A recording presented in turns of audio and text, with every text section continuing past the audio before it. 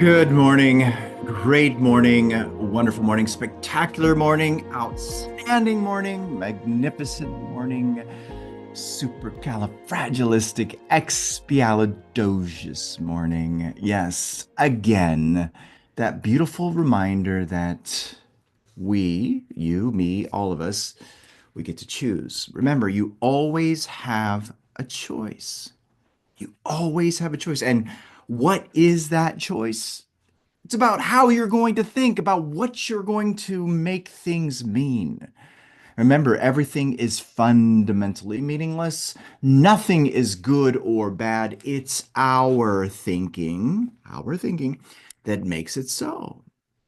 Remember, your life, your reality has nothing to do with the facts. A lot of us say that, oh my gosh, it's because this, because this. No, it's not true. Your reality has nothing to do with what's been said, with what's been done, what you're doing, or anything like that. It has to do with the meanings that you're giving those facts. The meanings. And guess who gets to decide what you are making anything mean in your life? You. Go like this, do the Blake Shelton thing. Me. I'm the one who gets to decide what things mean the same way that you are.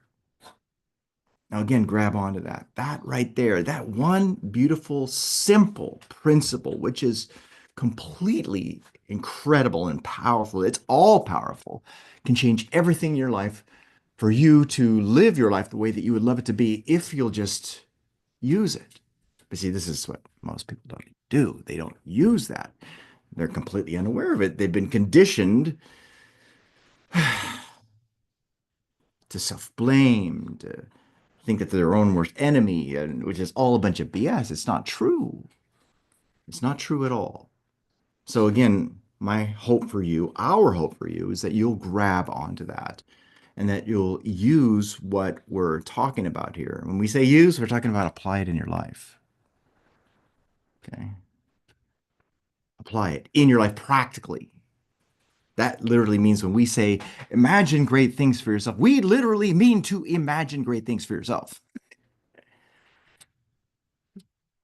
To go to a wonderful place in your mind. Remember, all things were started in the form of an image. All things were made by him, and without him was not anything made that was made. All things were made by imagination, and without imagination was not anything made that was made. That's incredible. All right, so with that, make sure you have your awesome goal card. Wave it up. There we go. Important. Okay. Love the idea. Remember, you're not loving the goal card. You're loving the idea that's written on the goal card. This is here is a is like a trigger. Think of it as something to activate the image. Fall in love with the idea. By falling in love with the idea, it'll start to take form on the outside, provided you are in love with the idea. Isn't that interesting? Full circle, right?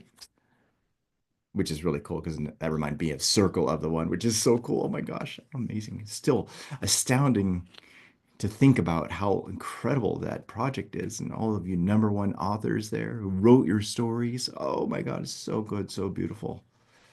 Ah, so beautiful. All right, so make sure you have this. And then also make sure you have a copy of this. If you would like to read along with where we are in this book, then get this copy, the one that looks like this, that's designed like this, that has the awesome, cool griffin in the back here, and mark it up. Make sure that you write all over it and dive into the material and use it. Use it. Remember, apply. All right, so let's go into where we are, okay? Where we are in this magnificent masterpiece. And I'll go ahead and switch it. Boom, we're in part 14. Okay, now in terms of the page that we're on is 238. That's 237 before, 238. Now, remember, we're talking about power. Now, this part 14, explains the source of all power, wisdom, and intelligence, and how we may bring it into harmonious relations in our affairs. Remember, talk about source. We're talking about cause. He's referencing the cause and effect, sowing, reaping. It shows that those who understand the principle get results in exact accordance with their understanding and their ability to make the proper application. In other words, it's those who use it who don't just look at it as some, oh, that's such a nice idea. No, don't think like don't think like that, okay? You gotta embed it within you. You've got to use it. And those who understand it and then apply it are the ones who deliver the outcomes that are outstanding and exceptional, provided the changes inside are outstanding and exceptional. Okay. Now let's go a little bit further. This opens up possibilities hitherto undreamed of, and by an orderly sequence of law. Now, I want you to pay close attention to the word orderly.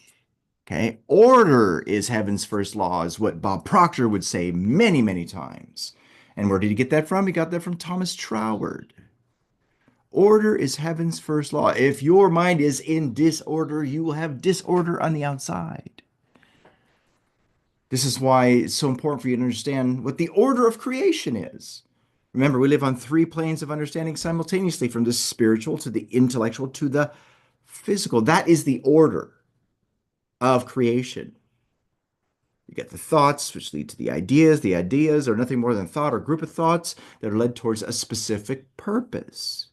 It's through those intellectual ways of thinking, which consists of what you're using for with your higher mental faculties, your imagination, perception, reason, will, memory, and intuition, that you are led to feeling, which leads to action, which then leads to results. Think about that. It's from the top down, from the upside down, not the downside up. That's disorder, and that's how most people live. They live their life living from the downside up, from the results, looking from what they see, hear, smell, taste, and touch, from their senses. Not a good thing to do. Remember, whatever you give attention to, you get more of multiplied. If you are having, you know, a lot of anxiety inside because you're constantly worrying and doubting because of what's happening on the outside, because of results, see, that's what you're doing, thinking from the outside in, you're going to get the same outcomes. Things are not brought into existence by thinking of their opposites. And that's what he's pointing out here. This opens up possibilities here through undreamed of by an orderly sequence of law. It explains the source of all energy and all substance and the pay attention to this, the method by which this universal substance is differentiated into form. There is a method to creating. It's like what Wallace Waddle shares in The Science of Getting Rich. There is a science to getting rich. There's a method for you to engage with in order to change your outcomes, and it all starts in the mind. It all starts with how you're going to think. It explains the nature of electrons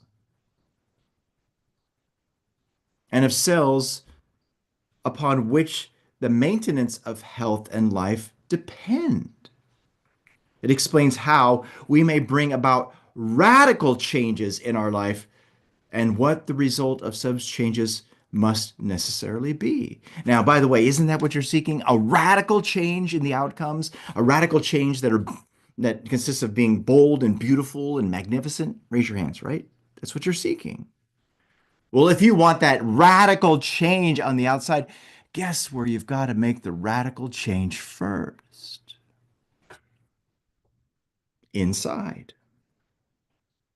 You've got to change it on the inside. You must build it in your own mind first. You must build that image and allow the power of your subconscious mind to do the rest. You've got to release yourself from the result and allow the result to take shape. You know, I was listening to this amazing